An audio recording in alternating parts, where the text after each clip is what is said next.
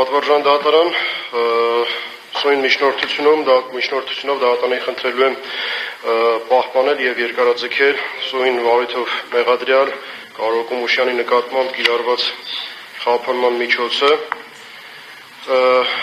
սույն քրեական վարույթով միջդատական վարույթի ընթացքում Կարո Կոմուշյանի նկատմամբ որպես խափանման միջոց է կիրավորվել կալանավորումը, որը սույն դատարանի 2025 թվականի նոյեմբերի 20-ի որոշմամբ փոխարինվել է, այսինքն խափանման միջոց է ընտրվել նրա նկատմամբ տնային կալանքը 3 ամիս ժամանակով, ինչպես նաև գրավը 1,500,000 դրամի չափով և բացակայելու արգելքը։ Դատարանի կողմից հաստատված է համարել, որ շարունակում է առկա լինել Կարո Կոմուշյանի կողմից իր վրա դրված քրեական դատավարության օրենսգրքի 43-րդ հոդվածի երկրորդ մասի 3-րդ կետով դրված պարտականությունը չկատարելու, երկրորդ մասի 3-րդ կետով դրված պարտականությունը չկատարելու հիմքը, սակայն այն էականորեն նվազել է, ինչով պայմանավորված դատարանը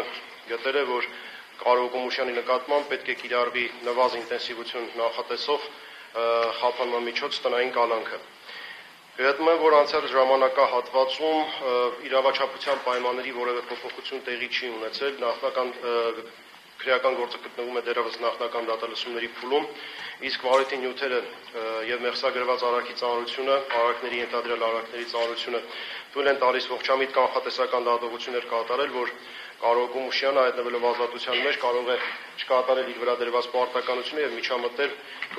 ապացուցման գործընթացին, այդ կերպ խոչընդոտելով գործի քննությանը։ Ուստի միջնորդում եմ Կարո Կոմուշյանի նկատմամբ կիրառված տնային կալանքի ժամկետը երկարաձգել ևս 3 ամիս ժամանակով։ Պաշտպանական կողմը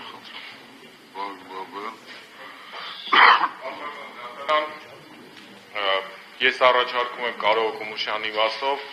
պահպանել 1,500,000 դրամ գրավը և բացակայելու արգելքը, իսկ տնային կալանքը փոխարինել վարչական հսկողությամբ առանց էլեկտրոնային սարքերի կիրառմամբ և ժամային սահմանափակմամբ հետևյալ պատճառաբանությամբ։ 2025 թվականի հունիսի 25-ից Կարո Կոմուշյանը գտնվում է կալանքի տակ, ընդհանուր 8 ամիս, որից 3 ամիսը տնային կալանքի տակ է։ Այս պահին փոխվել է Կարո Կոմուշյանի կալանքի իրավաչափության պայմանները, ենթադրյալ ռիսկերը խոչընդոտելու մասով էականորեն նվազել են և գործնականում բացակայում են։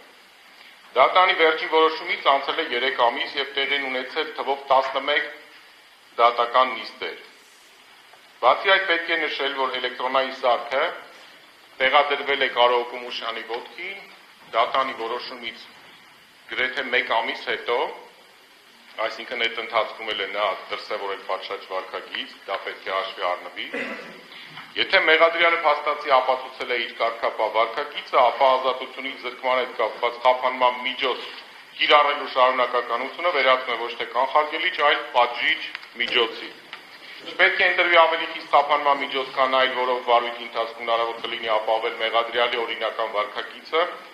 Նախաքննությունը ավարտվել է, քրեական վարույթը գտնվում է դատարանում, շակերտներում ապացույցները գտնվում են դատարանում, բացի այդ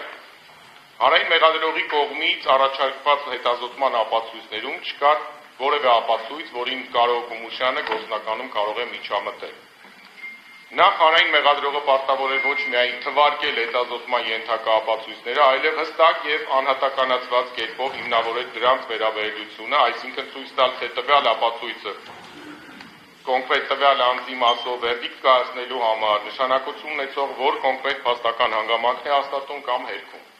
Սակայն նախնական դատալսումների ընթացքում, այս 3 ամսվա ընթացքում է դա տեղի ունեցել, մեղադրանքի կողմը սահմանափակվել է ապացույցների ընդհանուր թվարկմամբ, Կարո Կոմուշյանի մասով հստակ և անհատականացված կերպով չեն ներկայացվել նրա մեղադրանքը հիմնավորող հետազոտման համար ապացույցները, այսինքն նաև դա է կարևոր փաստարկ խոչընդոտելու ռիսկի բացակայության մասին կամ չգոյության մասին։ Հանրային մեղադրողը նախնական դատալսումների ընթացքում չի մատնանշել, որ սույն գործով ներկայացված 34 վկաներից որևէ վկայի ցուցմունք ապացույց է Կարո Կոմուշյանի մեղադրանքի ծավալում։ Բացի այդ նաև այն հանգամանքներ կան, ուրեմն Կարո Կոմուշյանի խնամքին են գտնվում 2 անչափահաս երեխաներ, նա հանդիսանում է ընտանիքի հիմնական եկամտի աղբյուր են նրա աշխատանքները, վարորդի աշխատանք է ունեցել, սակայն 8 ամիս շարունակ փաստացի չաշխատելու պայմաններում, ինչպես նաև 10-11 միլիոն դրամ վարկային պարտավորության արկայության պայմաններում, այդպիսի հանգամանքներ կան, ընտանիքը հայտնվել է լրջագույն ֆինանսական խնդիրների առաջ։ Այս 8 ամիսների ընթացքում ընտանիքը գոյատևել է բացառապես վարկային միջոցների հաշվին, ինչը ոչ միայն ժամանակավոր լուծում է, այլև ընտանիքը տանում է ֆինանսական, սնանկության և սեփականության կորստի իրական ռիսկի։ Ամփոփելով ասվածը կարող եմ արձանագրել, որ ազատությունից չզրկելու հետ կապված խափանման միջոցների համակցությունը կարող է բավարար գործում երաշխիք հանդիսանալ ապահովելու Կարո Կոմուշյանի պատշաճ վարքագիծը քրեական գործով վարույթի ընթացքում։ Պատվարժան դատարան ձեզ եմ ներկայացնում այդ արձանագրությունը, որտեղ որ նշված է, որ 25/12/2025 թվականին է դրվել էլեկտրոնային սարք, այսինքն ինքը գտնվել է տանը առանց էլեկտրոնային սարքի եւ դրսեւորել է պատշաճ վարքագիծ, խնդրում եմ սա փոխանցել եւ թվով 4 վարկային պայմանագրեր, որից վերջինը կարծեմ 2025 թվականի հունիսին է վերցվել ընտանիքի կողմից։ Այսքանը պատվարժան դատարան, խնդրում եմ փոփոխել խափանման միջոցներից մեկը եւ համակցությամբ բացակայելու արկել